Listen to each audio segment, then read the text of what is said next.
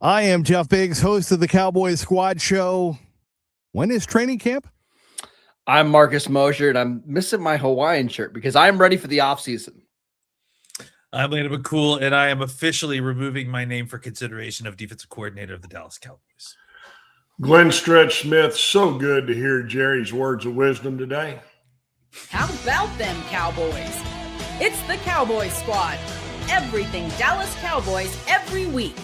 Covering all the big hits and game-changing plays from America's team, the way only the Locked On Podcast Network can.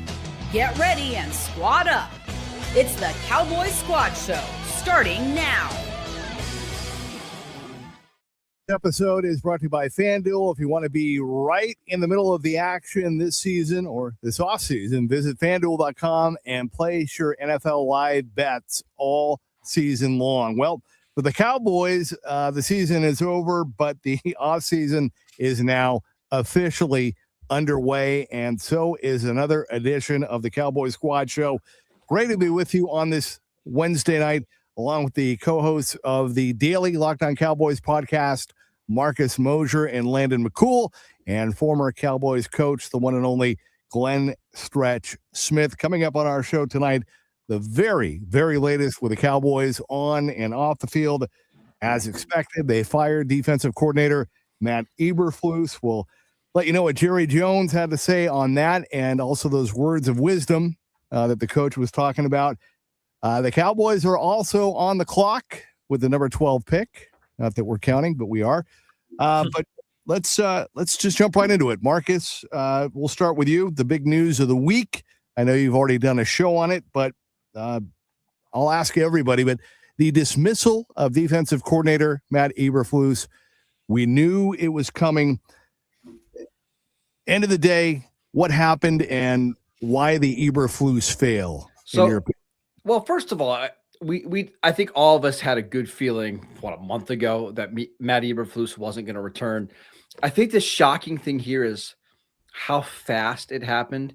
Usually the Cowboys like to drag these things out a little bit, and they like to let the season breathe before making any big decisions.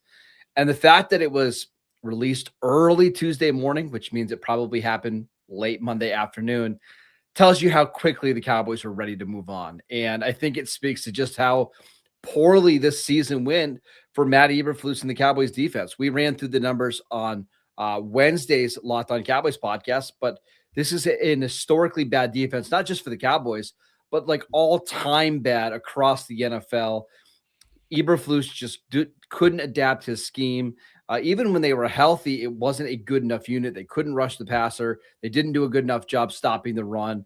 It was a disaster from the start.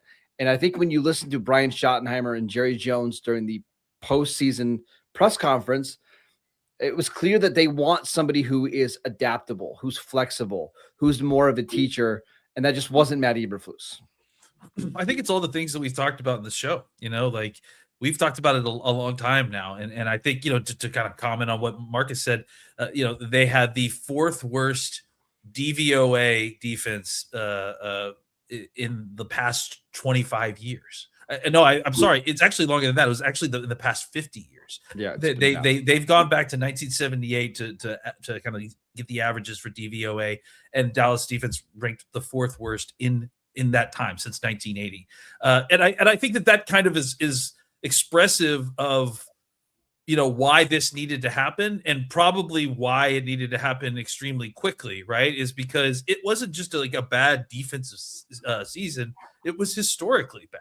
And I think the thing that we've commented on here that I would just like to reiterate as well here to kind of people that may be kind of naysaying of this, if there are any people that are naysaying it, is that this is a historically bad defense that has problems that are multifaceted, that are not just the defensive coordinator, but also the personnel as well, and heavily in the personnel. But you don't solve a multifaceted problem with just one move, right? The Cowboys needed to make this move, and then they need to make some more moves in the offseason, in free agency, in the draft, a lot of moves to kind of improve this defense to the point where it needs to be to kind of be in contention.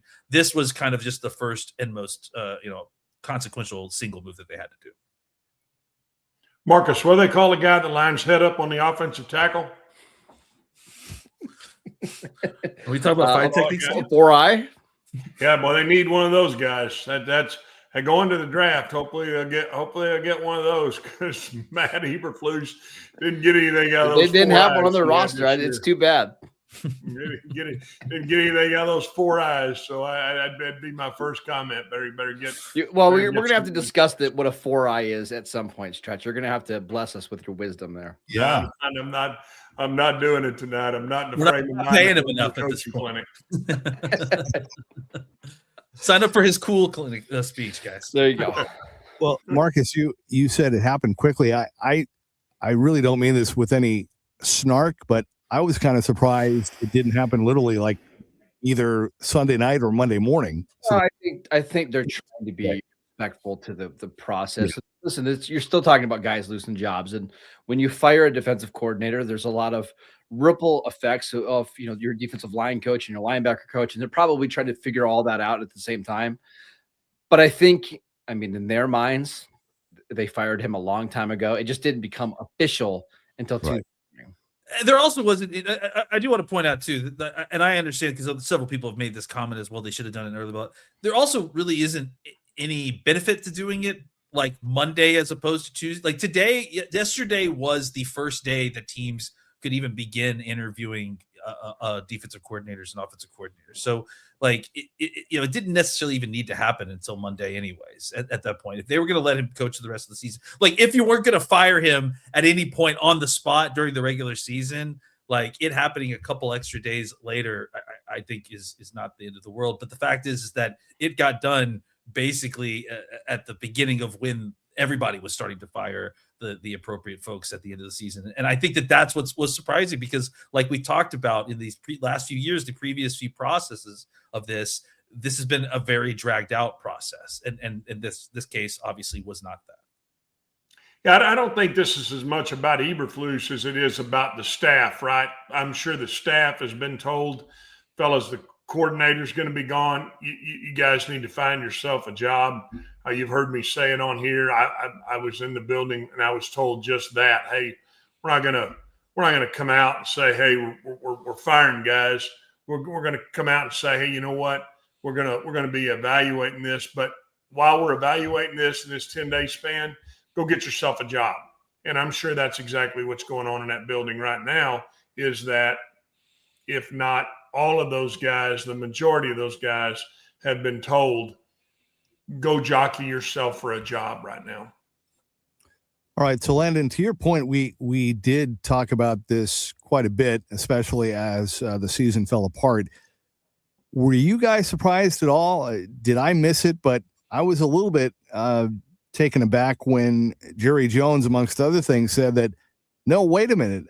Brian Schottenheimer actually had a big part in the hiring of Matt Eberflus. Marcus and I were joking. Marcus and I got on a phone call after this whole thing. We're talking about the press conference, and Marcus, commented that I asked Marcus, like when Jerry said that, I was like, "What did Shotty's face look like?" And Marcus replied, "Shotty appeared to be as surprised as anybody in the audience." So, yeah, awesome. I mean that was certainly news to me, and I'm sure it was news to Shotty as well.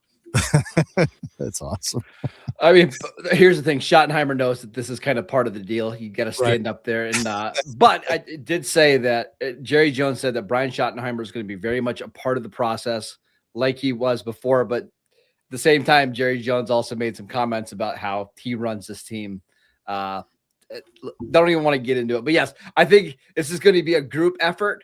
There were a lot of questions from the media. I thought they did a really good job of kind of asking him, like, does it have to be a former head coach? Does it have to be somebody who has experience being a play caller on defense? And Jerry said no. So it does seem like they're going to cast a wider net than they did at this time last year. And I think that's a good thing for finding the right coordinator.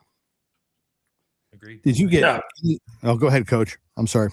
No, I mean, I do think that's exactly what they're going to do. But again, you got to kind of read between the lines on everything that Jerry says, which is, hey, you know what?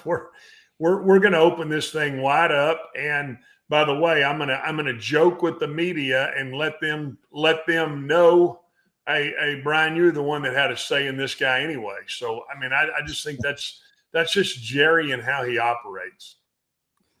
All right. So before we get into a list and potential candidates, I'm not looking to go too deep on that, but I think we need to address it. But did you get any kind of a sense from what was said today about what they want in a new defensive coordinator, what they're looking for, or who they think will be the right fit? One of the things that Schottenheimer really talked about was having somebody who is flexible in their scheme. And he mentioned, a 4-3 versus a 3-4 or wide 9 versus more, just somebody that is willing to adjust their scheme based on the personnel. I don't think they want to tie themselves into one specific scheme. I think they just want to go out and find the best coach. And I agree with that philosophy because they just got to get some good guys in here that know what they're doing, because, Coach and I have talked about this several times all year. It doesn't feel like these defensive backs had any idea what they were doing out there. Their technique was awful. They've got to get somebody in here who knows what they're doing, and you can figure out the rest of it later. Yeah. I mean, I think, it's, I don't think that they're trying to box themselves in on any particular candidate at this point. I think, they know that the common thought on the Joneses is that they want a specific type of defensive coordinator, specifically someone who, is a former head coach and has a lot of experience in the NFL, because those have been things that they've, asked that they kind of made public as what they want in the past. I don't know if they mean it or not, but they are at least giving signals that they're willing to open things up a little bit more to try to find a different type of candidate than they've had previously. And look, I mean, you have to look at the results and realize that maybe something will change. And I do think that it's, their theory of their, trying to get a more experienced veteran defensive coordinator, specifically that has been a former head coach, so that they can be just part of your roster. They can help your current head coach. They can, step in if need be, to be a head coach in a situation where maybe the head coach gets fired. I think that those all very sound theories, but it's all very secondary to whether or not they're a good defensive coordinator. And so I think that they've now had to realize that maybe they need to kind of take a step back and reevaluate, and just making sure they're getting the best ball coach. And if they, kind of fit into that other sort of mold, if they happen to have head coaching experience, that's great. That's a bonus, but maybe that's not the second most important thing that you're looking for when you're looking for a defense coordinator. Yeah, that's what they've done in the past, right? Mike Nolan, San Francisco head coach, Dallas defense coordinator, Dan Quinn, Atlanta head coach, Mike Zimmer. Now you got Eberflus. How you got an infield full of those guys? I mean, you just put them first, second, short, and third, and start hitting fungo. I mean, you better get somebody in here, in my mind, that understands what the coordinator wants to do, and to me that means you got to give the guy the leverage to hire his guys and to bring in who he wants to bring in. And I think if nothing else can be said from the time of what you saw during those coaches, whether it was, Mike Zimmer and him not necessarily agreeing with what Al Harris wanted to do and so on and so forth. You've got to have your guys that can coach and understand the entire picture of what is being talked about. And when you don't have that, I think that's exactly what you saw this year. It was just, it ends up being really a bad product on the field. I've got to go ahead, Landon. Go ahead. Oh, I was just gonna say, they've really had kind of, pretty clear latest examples of pro and cons of having your coordinators, allowing your coordinators to hire their own guys versus not. Obviously there have been situations like, look at what happened with Schottenheimer. Schottenheimer, I'm going to assume, had pretty strong. Someone please chime in and tell me if you feel like this is wrong. I feel like Schottenheimer had pretty strong control over at least who the offensive assistants that he had coming in, and I feel like that turned out pretty well. I think that the examples that you've mentioned before in the times previous to this, Al Harris being one, but others that have come in, and even including, forcing offensive coordinators onto head coaches and that sort of thing. I just think that, if you're hiring a head coach, I understand that you're the general manager, but you need to give the guys, the defensive coordinators and the offensive coordinators that you're hiring, autonomy to hire their guys to install their system. Otherwise, you're going to have problems like you've had these last few years when there's just been not just communication, but fundamental system miscommunication between the personnel coaches, the player coaches, and the defensive and offensive coordinators. I actually had another take listening to Brian Schottenheimer talk about what he wants from a defensive coordinator. But Jeff, why don't we do that after the break? Nice. You like a host. I love that. Look at this. Wait, you are a host. Yeah, that's right. All right, we'll do that when we come back. This is the Cowboys Squad Show. All right, I want to talk to you about the draft. And as we know, we mentioned number 12, the draft pick positions are set, and so many teams are looking for their franchise quarterback. Well, if you ever wish to be a pro quarterback, getting drafted first overall by the Cowboys or anybody, I mean, there can be that there's a mobile game, right? Maybe you didn't know, but now I'm going to tell you about it. It's called Ultimate QB Football Legend. In this game, you step into the cleats of a number 1 draft pick quarterback, and it's your job to lead your team to greatness to help turn a failing franchise into a dynasty. Now, this is the number 1 quarterback career mode game on the mobile app and in the mobile app stores, and it introduces the most realistic environment with full career control. It's pretty cool. You can sign contracts, train, upgrade yourself, build chemistry, and evolve your teammates, give input to your GM on roster moves, play the actual games in 2D, and rise through the ranks to become a pro football legend. So you also get to deal with ups and downs of a quarterback career, from rookie nerves to playoff drama, and every choice shapes your journey. So Ultimate QB is totally free to play, has no ads, and works 100% offline. Perfect for when you want to sneak in a quick game or two on the go. So here's what you do. Just head over to ultimate-quarterback.com. That's ultimateqb.com, or search for Ultimate QB in your app store. And we've got something really special just for you guys. Use the promo code LOCKEDON, all caps, and in the game store, you will get a free boost to start off your career. Ultimate QB Football Legend, QB1. It's your legacy. All right, welcome back to the Cowboys Squad Show with Marcus Mosher, Landon McCool, and the coach, Glenn Stretch Smith. All right, Marcus, you had another take about this search. Yeah, so one of the things that Brian Schottenheimer talked about is getting a defensive coordinator that has energy, and he said that they're going to look around some of the trends across the league before making a decision. And Coach, you might need to plug your ears in this one because we debate about this a lot. But if you look at the NFC right now, the average age of the head coach is in the playoffs right now, I believe, is 43 years old. Matt LaFleur is the oldest head coach, and he is 46 in the NFC.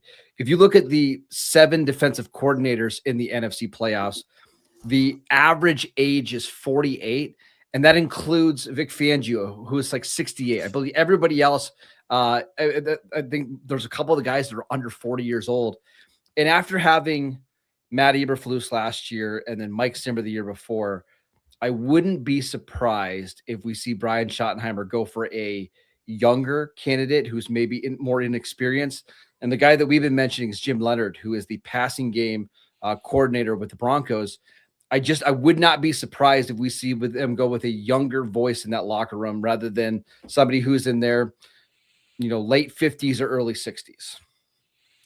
Yeah, I mean, look, I think if you want to do something different, you got to do something different, and I think that this has been an issue. It feels like for the Cowboys for a while is that they have been operating for a long period of time for feeling like the last 2 or 3 coaching cycles. It feels like at a deficit, in the X's and O's department across the league. It feels like they have always been a step behind in a lot of ways.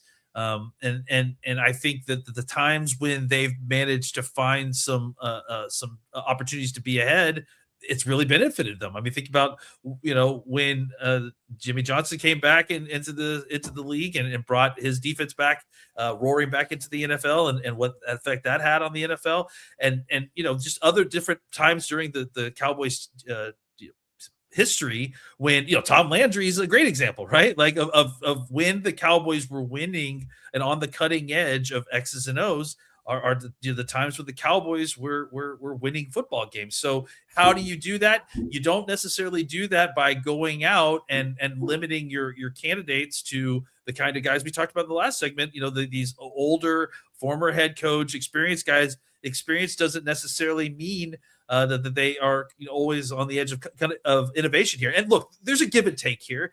There certainly is a benefit in equal amounts to being experienced. I think that there needs to be kind of a balance here. But I do think for too long, the Cowboys have been on the wrong side of the innovation kind of X's and O's gap that is experiencing in the NFL, as you've seen the kind of Shanahan branched offenses explode for the last 5 to 10 years, and then the defenses that have been built to kind of build them, and meanwhile the kind of Cowboys have kind of watched all that go by as they've brought back a bunch of rehashed coordinators. Well, and Landon, I don't think it's a coincidence. If you look at the 5 names that have been mentioned the most frequently in regards to this position, you've got Jonathan Gannon, 43. Jeff Albrecht is 48. Raheem Morris is 48. You've got Brian Flores is 44. There's another name I'm forgetting in there, but these are all coaches who are fairly young. I would not be surprised if that's the direction they're going. Yeah, I wouldn't either. Coach, what do you think? I mean, how much innovation you think's going on defense? Last year or that going forward? I mean, there was none last year. Period. I don't give a damn if you're in a 3-4, a 4-3, a Jack Crow 6-1 diamond. What does it matter? There was nothing last year. I mean, I'm asking you, how many different ways can you align 11 guys? I mean, 2 different ways to do better than last year. Plays a different cover 2 than Chris Shula? No, yes, I do think that's the case. I don't think it's necessarily about the schemes. I think a lot of it's about how it's coached to the players and how they play the defense. And like, look, I'm not, like, if we want to get into be myopic, I'm not necessarily talking about like what you're looking at in a playbook. It's about how the playbook is taught to these players and their ability to contain more than just very simple concepts. The Cowboys couldn't run cover 3, coach. Like you showed me that last year. The Cowboys couldn't run simple coverages at this point. And that's probably mostly about an inability to communicate. Yeah, so to me, that's about how you communicate. It's about a communication scenario. Yeah, and I think it's not about being imaginative or innovative. It's about how do you communicate what you want done. I disagree. I think that innovation has a lot to do with how you're helping these kids ingest this information. These men ingest this information as you're teaching them, and I also think that that you are playing these defenses differently than simple country zone drops than you were 5, 10, 15 years ago. There's a lot of kind of branching off and rules that are being applied to coverage that are difficult to teach. And some of these guys didn't grow up learning that. Meanwhile, these younger guys, like, that's all they know, and so I think that there has been an evolution in defense in the last 10 to 15 years. And I think it's not that these older coaches can't teach it. It's just that we've gotten coaches who haven't been good enough to kind of install any of that or use any of that. I think Zimmer's a good example of somebody who will adapt his scheme, right? Like he was very innovative. So it's not necessarily an age thing because Zimmer was 20 years younger than Eberflus and he was way more creative. I just think they're looking for maybe some fresher minds in there.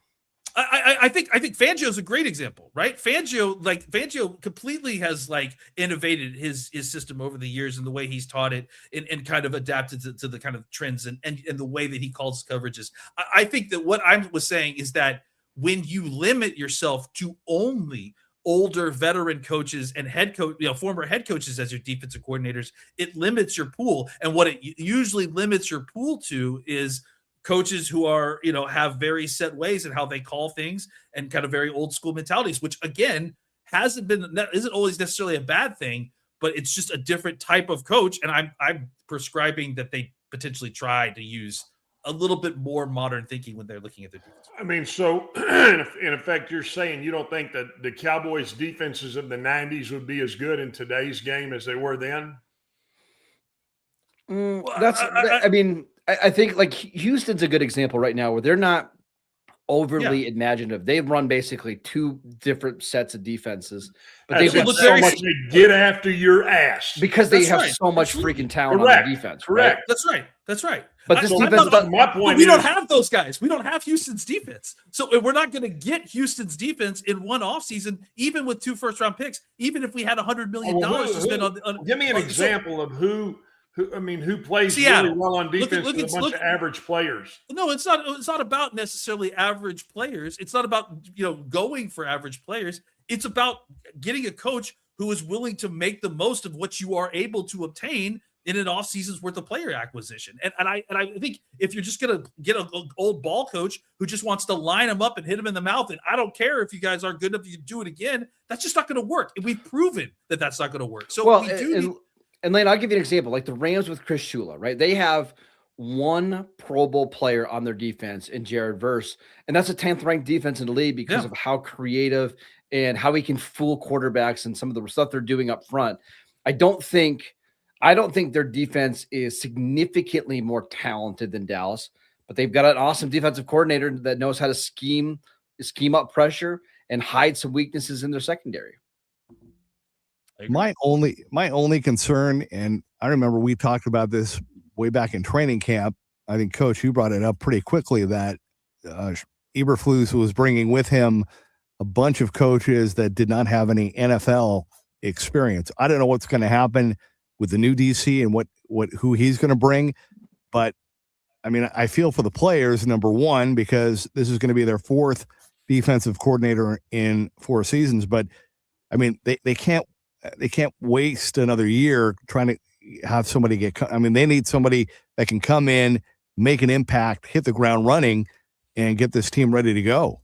I'm sure that Mike Nolan was planning on doing that exact same thing when he showed up here, and I'm sure that Matt Eberflus, with all his experience and all the positive experiences he had in Indianapolis. Look what Chicago was improving when he left. Like, I'm sure that was the plan with him, and that didn't work out. So to me, I agree with you, Jeff. That's why I've backed these last few. I've understood their plan these last few years.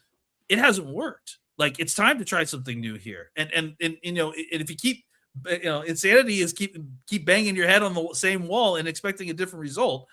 I'm willing to be a little bit flexible here, especially since we're not breaking new ground here.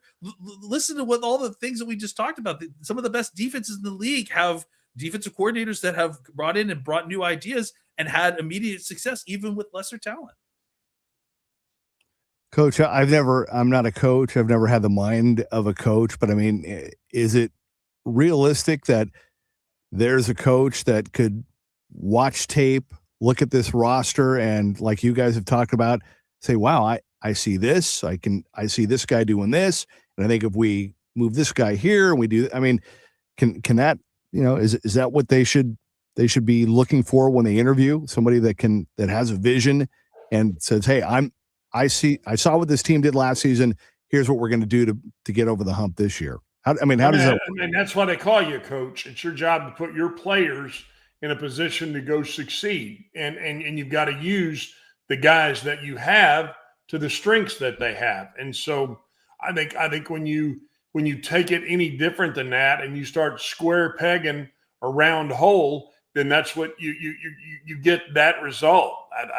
I'm from the school that you get the best players you can get. And I'm sure whoever the new defensive coordinator is, he's going to come in here, and the first thing he's going to do is he's going to hire staff, and he's going to walk in, and they're going to have meetings with Will McClay and the scouting staff, and they're going to say, here's the characteristics we're looking for.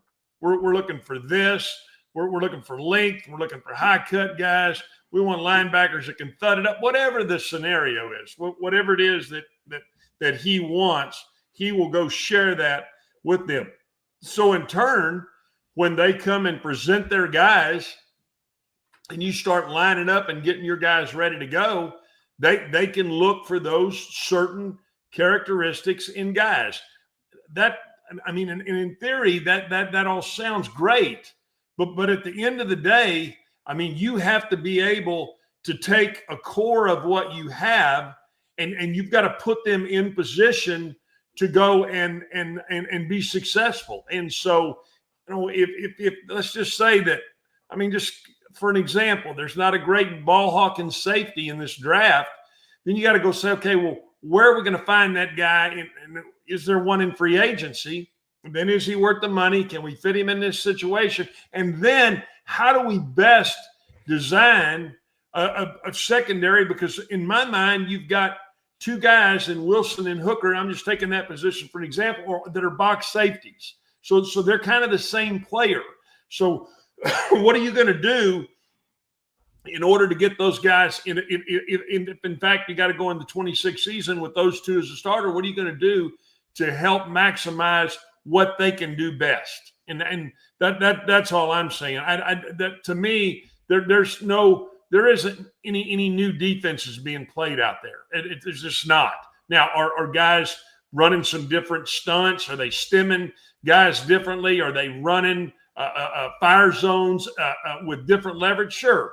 But at the end of the day, there's anything new being put out there. It's how you communicate what you want to do and how you best get your players in position to be successful.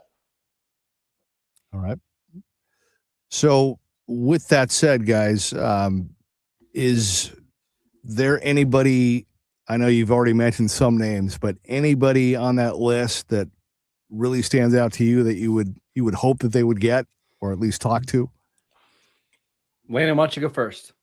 Well, I think first of all, I'll just say this. I think it's a good year, right? Like, I think we've had years where we've gone into these sort of coordinator hire periods, and you've pulled open the cupboard and it's been very bare, you know? And I think this year is the Cowboys are in a lot of luck. I think you've got a couple of different great candidates. And we talked about Jim Leonard, who I don't know how realistic that is, because you feel like Vance, goes to leave to be a head coach somewhere. He's likely going to be Vance's defensive coordinator. But if he doesn't, if Jerry wants to back the Brinks truck over him, I've been a big fan of his for a long time, back when he was in college as well.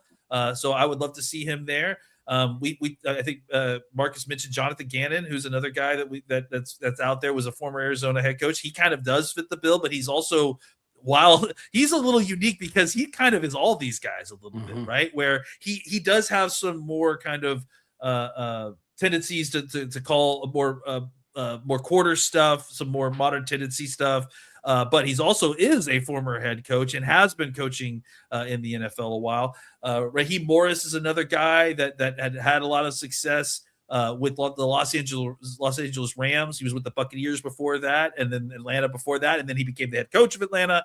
And so he's been a guy that's had a lot of success over these years. Another kind of younger guy, but also might fit the bill of being a former head coach that you could come in. So there's tons of other guys. Jim Schwartz is out there, and then there's also moving parts involved in the other head coaches being fired. Jim Ulbrich is the guy that was the former Jeff Ulbrich. I'm sorry, was the former defense coordinator for Atlanta, who has some experience in a kind of very similar scheme. I think he was a coach with Quinn at one point.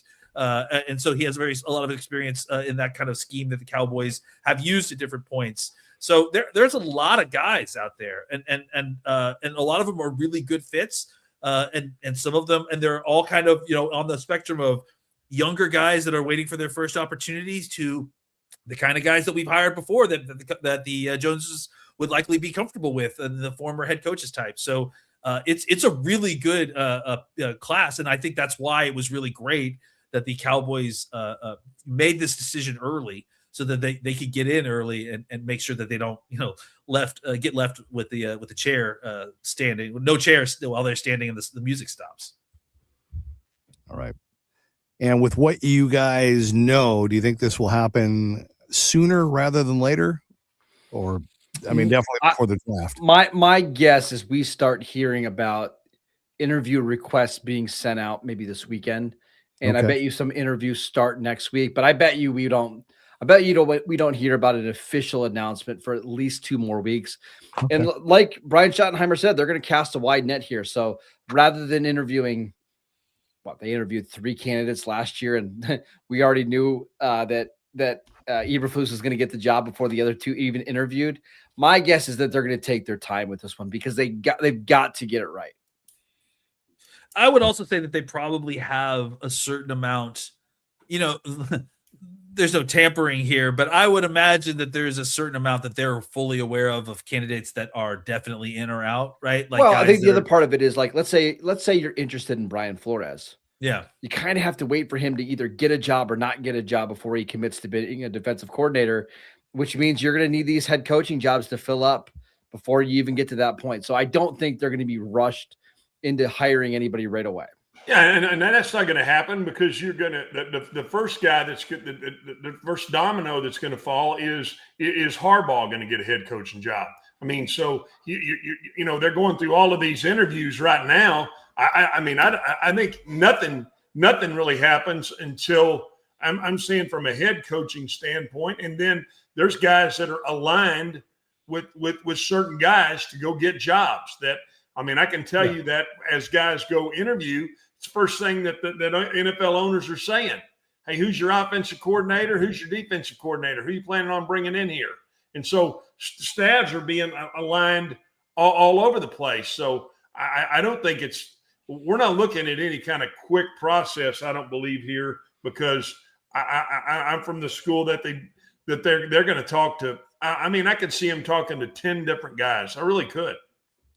Yeah, I think both of these things are true, right? Like I think we'll start hearing names soon, but that doesn't mean that the process is going to be done soon, right? Like I think they've got a lot of people that they're going to want to interview. And like I said, there's a certain amount of candidates that they probably, a la Ben Johnson last year, right? Where it's like they've done some speaking through agents. They know the interest level already, pro or con. So I'm sure that they can kind of filter that down a little bit more. But yeah, I imagine there's lots of candidates out there. There's going to be some waiting because some of this is going to be hinging on situations that are outside the Cowboys' control. So we're going to hear information soon, but we're not going to hear an answer soon. Jeff, I've got a question about this defensive coordinator job, and I want to ask it to Stretch, but let's do that when we get back. Beautiful. Look at this. I want to get he's doing it again, guys. He's throwing us to break. I love it. I want to make sure we get paid. That's all. That's fair. Thank you, Marcus.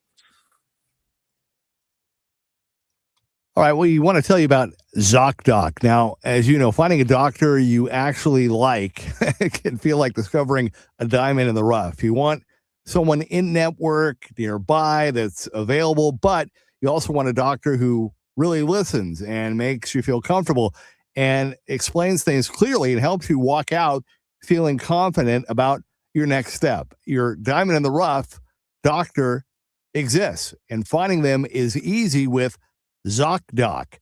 ZocDoc is a free app and website that helps you find and book high-quality in-network doctors so you can choose someone you truly connect with. Now, here's a couple things. Number one, it allows you to choose in-person or video visits, which really makes it easier to schedule. And you can check the verified patient reviews to get a real sense of the doctor and their vibe and their communication style. And appointments usually happen within 24 to 72 hours, and they can even have same-day openings. And if you need care booked fast, this is the place to go. It just makes the whole process that much simple. So stop putting off those doctor's appointments. Go to ZocDoc.com/LockedOnNFL to find and instantly book a doctor you love today. That's ZocDoc, ZocDoc.com/LockedOnNFL. ZocDoc.com/LockedOnNFL. Thanks to ZocDoc for sponsoring this message. Makes me want to go see a doctor. I need one for my speech issue. All right. So after you, Marcus, I have a question as well, but what was your question for Coach? Stretch, do you think this is a desirable job? Because I can actually see both sides of it. It in one sense, you just need this defense to be not horrible, and you're probably in the playoffs, right? If the Cowboys had the 20th ranked defense, they're in the playoffs. But there's another part of it where, I mean, you look at the secondary right now, and both safeties could be free agents. You've got Deron Bland, best corner, coming off major foot surgery. You need to probably add 2 corners. You probably need to add at least a linebacker. Is this a desirable job? Well, I ask you, what's a more desirable job, the defense coordinator of the Cowboys or the defense coordinator of the Ravens? I would Cowboys. Probably, honestly, Cowboys, probably. And the only reason I'm saying this is to somebody who's watched a lot of Baltimore this year.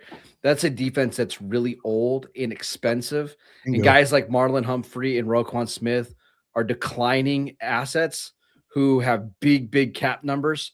And you got to try to get an old defense to play faster. That can be okay. Well, that's one piece of the pie. But would you rather work for Jerry or Bisciotti?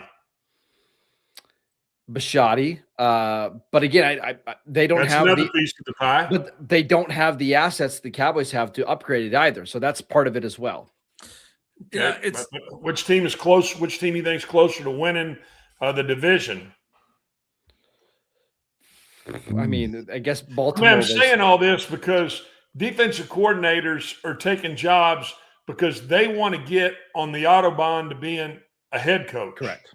That's what they want to do. They want to get in position to be a head guy. Well, the Stretch. Then do you go out and hire? I mean, you can't just focus on this alone, but do you go out and hire a guy that really has no more aspirations to be a head coach? Like I'm looking at someone like Dennis Allen, who's now with the Bears. Like he's never going to be a head coach again, but I don't think he really has any aspirations to. Do you get someone like Jim Schwartz or Raheem Morris, who probably are never going to get another head coaching job, and just install them and then kind of leave it and forget it?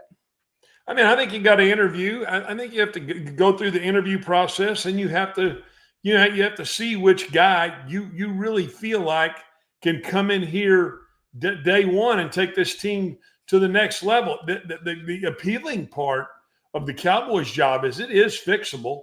I mean, they've got a bunch of draft picks and they got a really good offense. And so, it's a hell of a place to live. It's a fixable situation.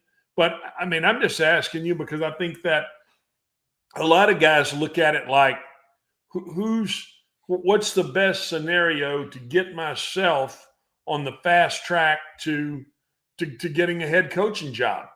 And then you say, well, hell, if that's the case, then you want to go be the defensive coordinator next year. If let's just say Vance Joseph does get a job, I want that job. So you're talking about Jim Leonard. I mean, if Vance decides to leave the Broncos, I would guess that Jim Leonard's going to stay right there with it by way a chance to go deep next year in the this year or next year in the playoffs. So I mean, I'm just throwing out there. I think there's a lot of different variables other than just what does your personnel look like. Yeah, that was actually, when you asked the question, that was actually, something I was thinking about when we were talking the last segment was because we were talking about the fact that these candidates are so different, right? And because they're so different, they're in different parts of their career. And Marcus says, as you mentioned, like, some of these guys have head coaching aspirations. Some of these guys are past that and just want to, be defensive coordinators and collect a nice, healthy paycheck and call a defense and coach football players that way. So I do think it matters, like, on who the coach is and where they are in their career as to whether or not this is an appealing spot. But honestly, at the same time, I think this may be speaking out both sides of my mouth. I honestly think it could be a good fit for a young coach who's still kind of trying to make it as a defensive coordinator. It's not like coaches haven't used the Cowboys as a launching pad for coaching careers elsewhere, for goodness sakes.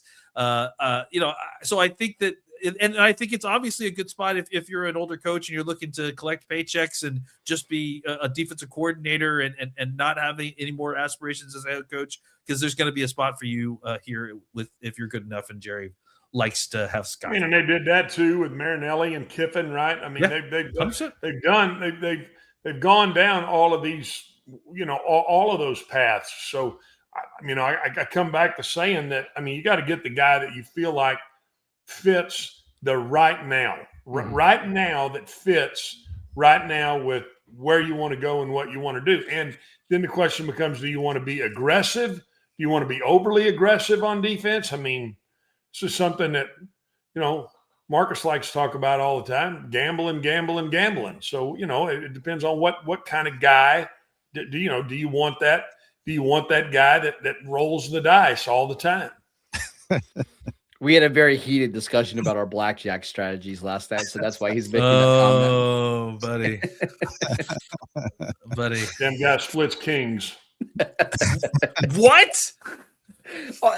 It's a long story. Never mind. Go ahead, Jeff. No. It ain't a long story. The dealer's showing 6. He said he would split kings. I hung the phone up.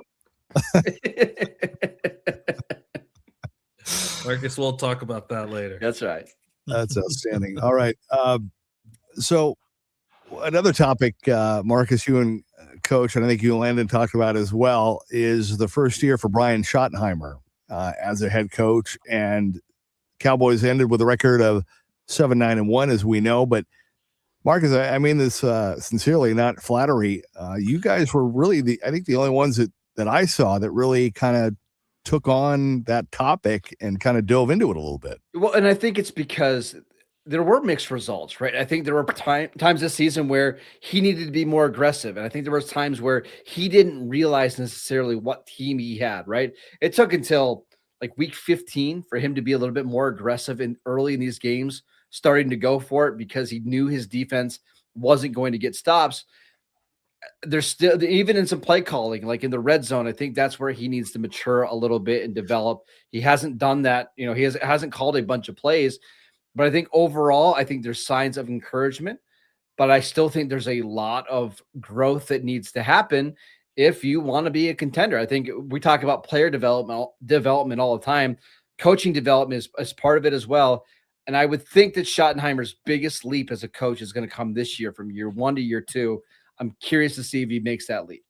Yeah, and I think it's all about what he says his own strengths are, right? And he says that his strength is knowing his team, is being in touch with his team, and I believe that. And I am more than encouraged about Schottenheimer. I think he has an opportunity to be a great coach.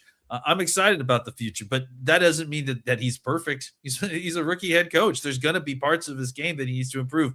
And to me, for all the talk about understanding who your football team was and controlling the controllables, it felt like there were times when I wish he would have recognized a little bit earlier just how disastrous the defense was and called the offense accordingly. And I think that's where I'd like to see a little bit more development in this game. So if I ask you what all three of you guys, what kind of grade you giving Schottenheimer year 1? What kind of grade are you going to give him? I would say C+. We talked about it on the show, like their over under was 7.5 this year. They won 7 games and had a tie. To me, that's right about at expectation. And there were some circumstances that they had to overcome. There was also some games in there that they lost that they had no business losing. I'll give them a solid C+. B- was what popped in my head. Close. Yep. Yeah, right there. Either one. I'll take either one. Yeah, I think at the end of the day, it was very average. You mentioned that he didn't know how bad the defense was till a certain point in the season. What the hell was he doing during training camp? Scratching his ass? Well, I think during training camp, you're going against them every day. Well, the truth of the matter, you don't know how bad they are. The truth of the matter is that in throughout training camp, it was easy to continuously tell yourself, well, we don't have anything to worry about because Micah Parsons is going to be back and everything will look fine. And guess what? A week before the season. And I get it. That's great. But you're sitting watching the receivers run against the defensive backs. You're not going. You're not looking out there. And then you go watch just a minute, and then you go watch the film, and you go, "Son of a bitch, we ain't stopping nobody." Well, to be fair, training camp's not real. There's nothing. I'd care less and less about training camp. One-on-one pass drills, just one-on-one receivers versus that doesn't matter. I mean, if that doesn't matter, first of all, they got what you then you got. They didn't do that this year. They didn't do that because it didn't matter because that's exactly what you got, guys that couldn't cover me. But that's the issue. Is they didn't do that this year at training camp. Specifically, they didn't do 1-on-1s in pads like maybe 4 times the entire time they were. Well, maybe there's the problem right there. Maybe that's it. Over there to the start and tell them that. But the other part of the problem was that Trayvon Diggs also was not practicing for most of the things. So I think it was easy for them to tell themselves, "Oh, don't worry, we'll get Trayvon back and everything will be fine." Neither of those things ended up being true. So. Yeah, I mean, look, you can lie to yourself all you want, and then when your lies get pulled out from under you, you got nothing left and you're exposed, and that's very much what it looked like. This defense was very exposed all season long. And to be fair, coach has been working out, so who knows who could cover stretch at this point. Yeah, he looks good. I know. He tells me every day he's a strider. I mean, he's tall, so he's going to be a strider. Yeah. You know, he's red zone weapon. He's get going. Yeah, that's right. Grinder. I can't go in a direction. Isn't it time for another break? It is actually. It is. Final segment. Final thoughts coming up. This is the Cowboys Squad Show. All right. Well, as you know, Cowboys know too well. The wild card round is here. Minus the Cowboys, and FanDuel is officially in playoff mode. Every game day during the NFL playoffs, FanDuel is giving customers even more ways to get in on the action, because right now, every NFL playoff game day, FanDuel uses get a profit boost pick pack waiting for them in the app. Let me say that again. So FanDuel users right now a profit boost pack waiting for them inside the app. Now, here's what you do. You open your profit boost pack first thing on game day and see what boosts you want to apply. Now, the boosts let you lean into your game day instincts, whether you're backing momentum, defense, quarterback play, or like we've been talking about, coaching. The boosts give you more juice on the bets you already like instead of forcing you to bet on something new. Every play feels bigger, and the boosts make your bets feel that way too. So make your picks, then apply your profit boosts to go after even bigger payouts while the playoffs get rolling. Visit FanDuel, an official sportsbook partner of the NFL, and grab your profit boost pack every NFL game day. Okay, we're back. The Cowboys Squad Show. Final segment here.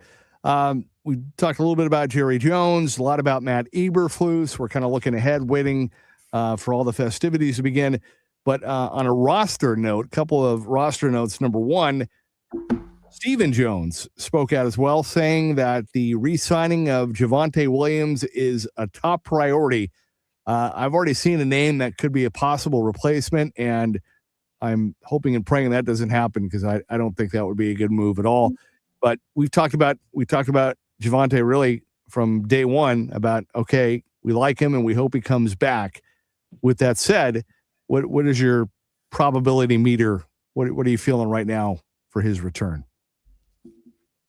Go ahead. I mean, I think he's going to come back on a very similar deal from that he got last year, like a 1 year, $4 million deal, maybe some incentives if he hits 1,200 yards rushing. But I think there's a rush for both sides to get this done, because these free agent backs just don't make a lot of money.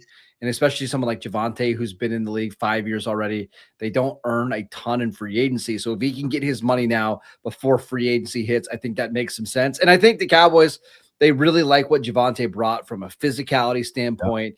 He's a great pass blocker. He's a great teammate.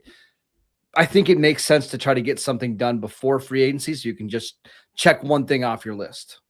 Yeah, I agree. I mean, I think, now that the season's over, I think it's you can give him, like I said, like a year, maybe a 2-year deal if you want to give him, maybe even a 3-year deal. Like, I think if you can get him for similar kind of money that you're paying him this year, that it makes some sense to kind of, if he's willing to do like a 3-year deal, do that. And that doesn't mean that I think you're done at the running back position. I think you still kind of, like we've talked about on some of our shows, think you still need to make a plan to help make sure that he stays fresh throughout the season. So you need to still kind of, whether that's Jaden Blue, whether that's, another free agent or someone, a draft pick, a later draft pick. I think these Cowboys still need to make a plan to add some firepower to the running back room, just so you don't have a worn down Javonte Williams at the end of the season. I just don't want to see them overpay Javonte, and I don't think they will with the way that they've handled the running back position over the last couple of years. But the teams in the NFL free agency market don't pay non-special running backs. Like, they'll pay Derrick Henry, they'll pay Saquon Barkley, they'll pay Josh Jacobs, who's a former first-round pick. But we see guys every year like Rico Dowdle and Javonte Williams have to settle for one-year deals, and maybe you give Javonte a little bit more long-term stability, and it's a year deal that you can get out of after one. But I do think it makes sense for both sides, because there's just not that many starting jobs out there available. And I think Javonte likes it in Dallas, and why wouldn't you? I mean, after you saw what you saw and what he did this year, would you rather have Javonte or Pollard, Javonte or Dowdle? Well, Pollard is quite a bit older, and Rico is quite a bit older as well. I would probably lean Javonte, but to me, honestly, Stretch, they're all in the same ballpark of contract. Like, you're looking at between $4 and $6 million a year. That's my point. So if you do sign him to a 3-year deal, then I think you got to get another back that can lessen some of that load. He showed you this year he could absolutely carry the load in a 17-game season until it got to about game 15, and he started breaking down. His body's telling you what he can do. Now, his mind is sharp as hell. I mean, he's great from a pass protection standpoint. You got to get somebody else who can lighten that load a little bit, especially if you're going to give him a 3-year deal. Yep, I agree. He needs to take less carries throughout the season, right? Yep. It's not like he's tailing off and then let's hand it off to this other guy. It's like, you need a guy that's a B to his A throughout the season, that's getting more than just a series or two, that's getting, taking some of these carries off his body so that he can be. You want Javonte fresh at the end of the year, right? So, like, it's get somebody else who can help kind of take some of the early season carries off his body. I believe there was a stretch between that Eagles, Chiefs, Lions stretch where he had like 66 touches in, 16 days? It's too many. You've got to find somebody that can lessen that workload. So when you get into that stretch of Sunday, Thursday, you can, put the fresher guy in on Thanksgiving, get 12 touches, and feel good about your running back situation. Somebody speculated J.K. Dobbins. No, don't. We don't. Yeah, don't. He's too banged up at this point. Yeah, I agree. All right, one other note. We talked about this. All-Pro Tyler Smith played tackle at the end of the season and had that great quote. Look, I'm an all-pro. That was awesome when he referred to himself. I'm an all-pro guard. But he's going to be a guard. He's not. Shoddy made it official. He's going to be the left guard, not the tackle.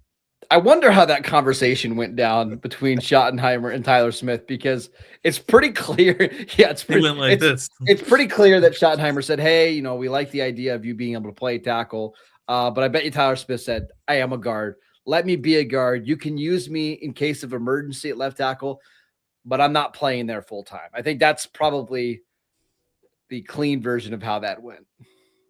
That's probably true.